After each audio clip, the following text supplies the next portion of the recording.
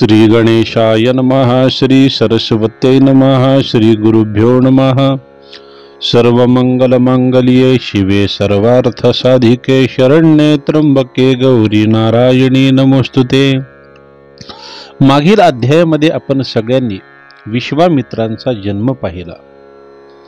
या रेणुका महात्म्यातील पुढील अध्यायामध्ये वर्णन करण्यात आलेलं आहे। पूर्वी रेणू नावाचा राजा होऊन गेला आणि तो काश्मीर देशाचा अधिपती होता।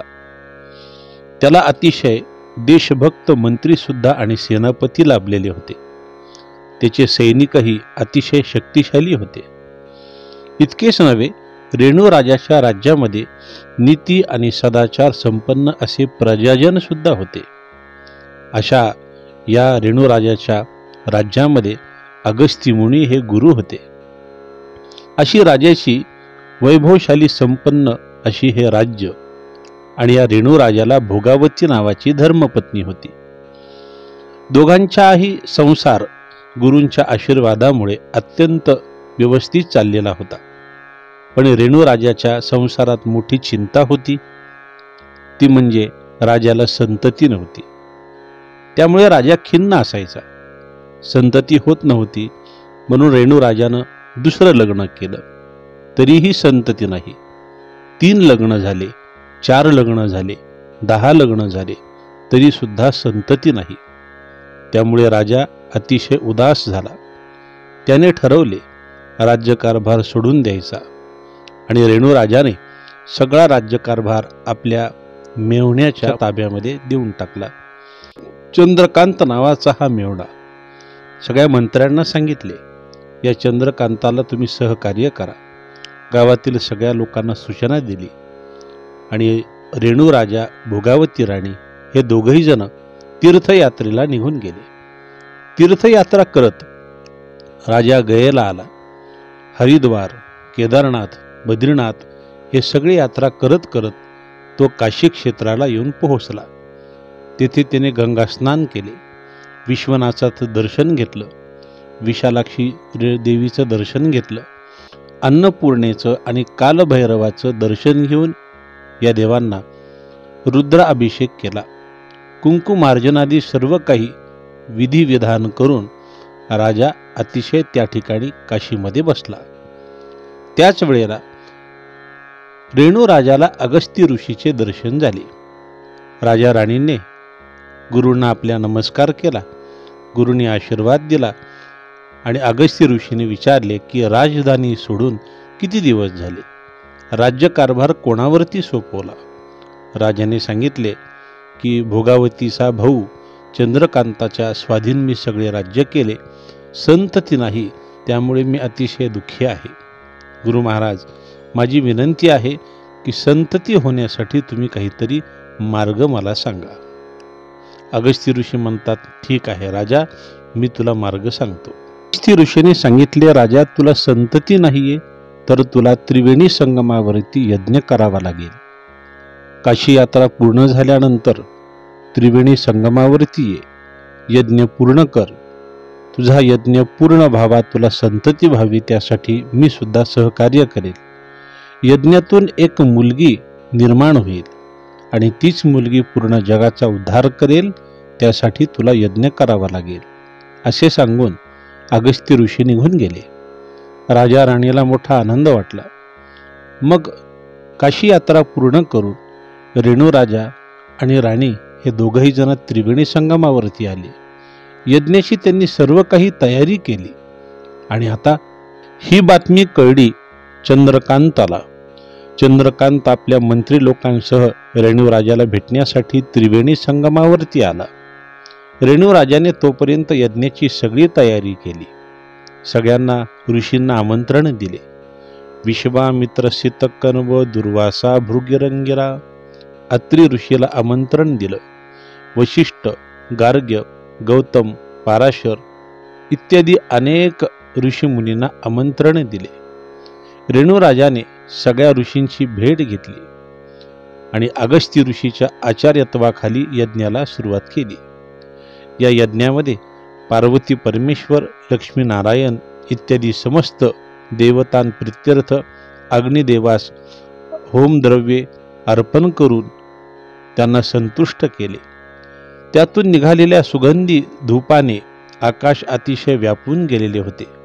स्वाहा स्वाहाकाचा हा निनाद सर्वत्र ठिकाणी भरून राहिलेला होता. अगस्त्य ऋषी गायत्री मंत्रपूर्वक पूर्णाहुती अर्पण करणार की तोच यज्ञकुंडातून दिव्य वस्त्रासह सर्वांग सुंदर एक सुंदर मुलगी, तेजस्वी ओजस्वी मुलगी प्रगट झाली. तेवढ्यात अग्निदेव शांत झाल्याने या कन्येवर आकाशातून आनंदसूचक पुष्पवृष्टी झाली. सर्वत्र ठिकाणी देवदुदुंबीचा आवाज व्यापून राहिला. मोठा आनंद झाला. सगळ्या लोकांनी जय जयकार केला. आणि हीच ती पार्वती गौरी म्हणजेच साक्षात रेणुका त्या अग्निकुंडातून प्रगट झाली. अगस्त्य ऋषींनी तिला उचलून घेऊन प्रेमाने हृदयाशी कवटाळले आणि रेणू राजाच्या मांडीवरती त्या मुलीला बसवले. राजाच्या डाव्या बाजूस बसलेल्या भोगावती राणीस आलिंगन देण्याची इच्छा झाली. राणीने त्या मुलीला हृदयाशी धरले. तिच्या स्तनातून एकदम अमृतमय दुग्धधारा वाहू लागल्या. राणीने त्या लहान लेकरास कन्येस स्तनपान करविले. तिला आपल्या मांडीवरती बसवून घेतले. मग रेणू राजाने यज्ञाची सांगता करून सगळ्या आलेल्या ऋषीमुनींना दक्षिणा देऊन वस्त्र देऊन संतुष्ट केले. सगळ्या ऋषींनी आशीर्वाद दिला. ऋषीमुनी निघून गेले. इकडे रेणू राजा त्यानंतर अगस्त्य ऋषींच्या सांगण्यावरून आपल्या राज्यामध्ये परत आला. गावातील लोकांना मोठा आनंद झाला. गावातील लोकांनी राजाचं स्वागत केलं. रेणुका देवीचं सुद्धा स्वागत केलं. मुलीचं स्वागत केलं. राणीचं स्वागत केलं. आणि मग भोगावती राणीने आपल्या राज्यातील सगळ्या देवींची ओटी भरली. देवींना कुंकुमार्जन केलं. आपल्या अगस्त्य ऋषींची पाद्यपूजा केली. आणि मुलीची बाललीला पाहत असताना 13व्या दिवशी नामकरण विधी पूर्ण करून त्या मुलीला नाव ठेवले रेणू राजाची मुलगी म्हणून रेणुका. रेणुका देवी असे नाव प्राप्त झाले. सुवासिनींनी आनंदाने मंगलगीते गायली आणि सगळ्या सुवासिनी आपापल्या घरी निघून गेल्या. दुसऱ्या दिवशी अगस्त्य ऋषींनी आपली शिवलिंग पूजा वगैरे आटपून राजा राणीस व चंद्रकांतास आपल्या सन्निध बोलावले आणि म्हणाले, हे तुझ्या पोटी मुलगी जन्माला आली. तो दिवस आहे वैशाख शुद्ध द्वितीया, वार आहे मंगळवार. हिचा महिमा तिन्ही लोकांमध्ये सगळे लोक गायन करतील, महिमा वाढेल. अगस्त्य ऋषीने सांगितले की ही मुलगी म्हणजे साक्षात पार्वती माता आणि अदिती माता यांचा अंश आहे. साक्षात ही देवी आहे. हिचा सांभाळ चांगला करा. हिचा महिमा त्रिभुवनामध्ये गाजेल. तुमच्यावर साक्षात दुर्गा देवीची कृपा आहेच असे सांगून अगस्त्य ऋषी म्हणतात की मी आता विंध्य पर्वतावरती अनुष्ठानाला जाणार आहे. या मुलीचा सांभाळ चांगल्या पद्धतीने करा असे सांगून अगस्त्य ऋषी निघाले. राजाने परत एकदा पाद्यपूजा केली. त्यांना दक्षिणा दिली आणि राजा आपल्या राज्यामध्ये आला. गुरु महाराज निघून गेले. गुरु महाराजांच्या सांगण्याप्रमाणे राजा राणी आपल्या रेणुकेकडे लक्ष देऊ लागले. जगदंबेचं नामस्मरण करत करत रेणुकेची काळजीपूर्वक जोपासना करू लागले. रेणुकेची बाललीला पाहून राजा राणीला मोठा आनंद वाटू लागला. पण याच राजाच्या काही पत्न्या यांना मात्र दुःख झाले. इतर बायका विचार करतात की आपल्याला संतती झाली नाही. द्वेषापोटी सगळ्या राजाच्या बाकीच्या बायकांनी ठरवलं या मुलीला मारायचं. म्हणून बाकीच्या बायकांनी गारुड्याला बोलावून घेतलं. त्याच्याजवळचा साप आणायला लावला. रेणुका माता ज्या पाळण्यामध्ये झोपली होती त्या पाळण्यामध्ये साप गारुड्याला सोडायला लावला. सर्प आला. फुसफुस करत तो सर्प रेणुका मातेच्या त्या पाळण्यामध्ये चढला आणि पाळण्यावर सोडल्यानंतर थोड्या वेळातच प्रकार असा झाला की रेणुका मातेनं त्या सर्पाचे 4 ते 5 तुकडे केले आणि तो सर्प खाली कोसळून पडला. त्यावेळेस वेळ होती सायंकाळची. राजाला असे वाटले की सायंकाळ झालेली आहे म्हणून रेणू राजाने दिवा लावला आणि तो पाळण्याच्या जवळ येऊन पाहतोय तर काय सर्पाचे 4-5 तुकडे झालेले होते. राजा घाबरला. आपल्या भोगावती राणीला त्याने बोलावून आणले. भोगावती राणी धावत आली. तिने पाहिले सर्प मरून पडला होता. माझ्या लेकराला काही इजा तर झाली नाही ना. भोगावतीने रेणुका मातेला पाळण्यामध्ये पाहिले तर रेणुका अतिशय छान हातपाय हलवत खेळत होती. रेणुकेने आपले हात समोर केले. भोगावतीला आनंद वाटला. भोगावतीने आपल्या लेकराला जवळ घेतले आणि रेणुकेच्या जवळ तिला घेऊन तिला स्तनपान करवले आणि तिला आपल्या हृदयाशी धरून तिचे पटापटा मुके घेऊ लागले. रेणू राजा विचार करतो की आपल्यावरचं संकट दूर झालं. मग रेणू राजा जगदंबेच्या मंदिरामध्ये गेला. हात जोडून त्याने दर्शन घेतले आणि मातेच्या जगदंबेच्या मूर्तीकडे त्याने बारकाईने पाहिले.